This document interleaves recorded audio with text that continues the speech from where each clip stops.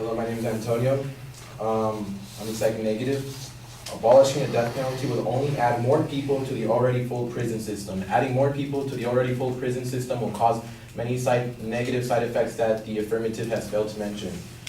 In an article from Parsons State University, they state their findings from the influence of prisons on inmate misconduct by Office of Research and Evaluation by the Federal Bureau of Prisons, Washington, D.C.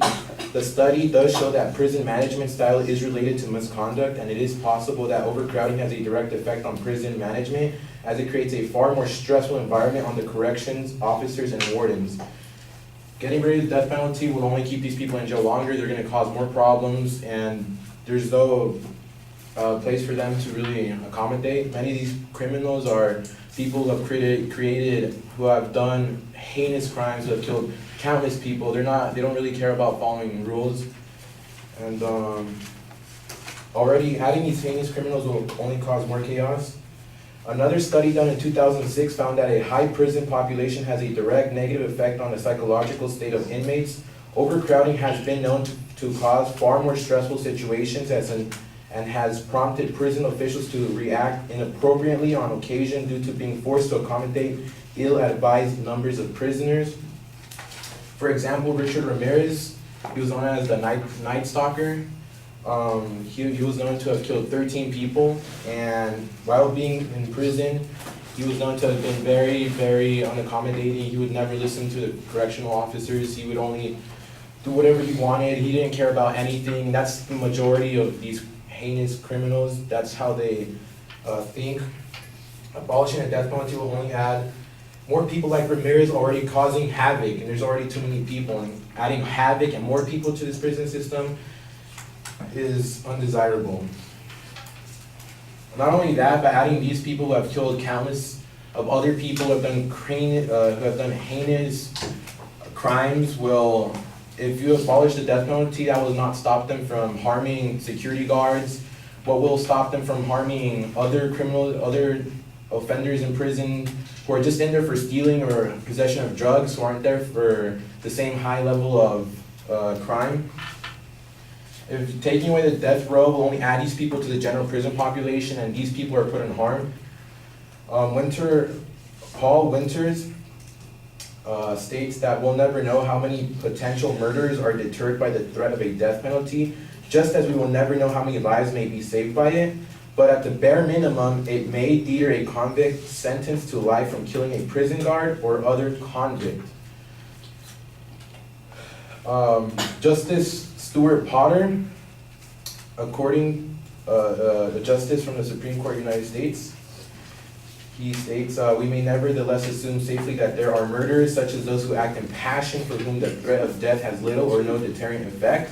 But for many others, the death penalty undoubtedly is a significant deterrent.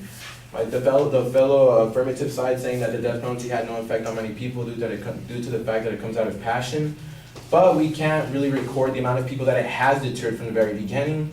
There are no studies done on that, and they only present the cases that have been recorded. Let me see, the trials. And surely the death penalty is the only penalty that could deter prisoners already serving a life sentence and tempted to kill a guard, or offenders about to be arrested and facing a life sentence. Perhaps they will not be deterred, but they would certainly not be deterred by anything else. We owe all the protection we can give to law enforcers exposed to special risks. Not only is it a deterrence from even preventing a crime, but it's also a deterrence within the prison system. Many of these criminals who kill people who are not on death row, the only thing that's preventing them from killing many more guards and many other prisoners is the fact that if they do kill someone within prison, they will be added to death row, and it is a deterrent within prison itself. So there's different levels of deterrence. Evan Roberts B. states, claim cost studies often performed by or at the behest of death penalty opponents are frequently so incomplete as to be false and misleading. For example, they don't take into account the increase in the cost of life without parole cases if there was no death penalty.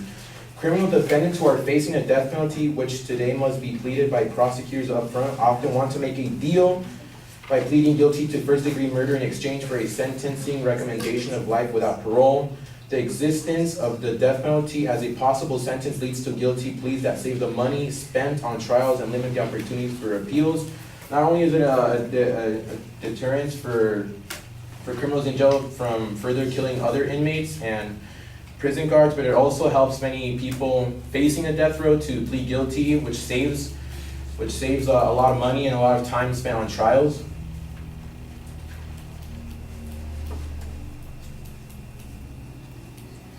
The appeals and trials keep on prison is costly.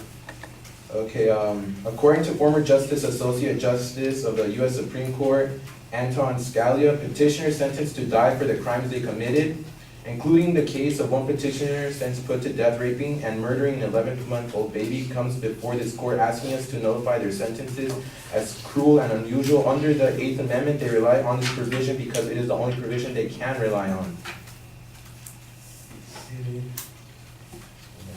Sentences. Taking away the death penalty will only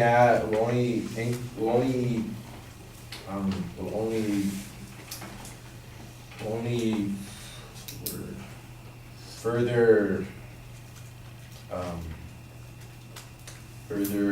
allow these criminals to run rampant and free. Many of these murderers have done heinous crimes. Some people are just really bad and don't deserve to live any longer. Sounds really horrible, but there are some people that just don't care about other people at all and are a harm to society. In the case of Alexander Kermit, former NBA player, in 1984, his mother and sister and 2 nephews were cold-heartedly shot to death by an 18-year-old gang member named Tyquan Cox. Tyquan Cox was sentenced to death by a jury of his peers and has been on death row for 30 years after exhausting all of his appeals at both the state and federal level. While now on death row, attempted a violent takeover at the Supermax Adjustment Center at San Quentin with a goal to kill as many guards as possible. Further, taking away the death penalty will only increase more behaviors such as with Tyquan Cox. Who knows how many more people will try more takeovers, how many more prisoner guards will be harmed and hurt. And the death penalty today defends. Your time's up, so.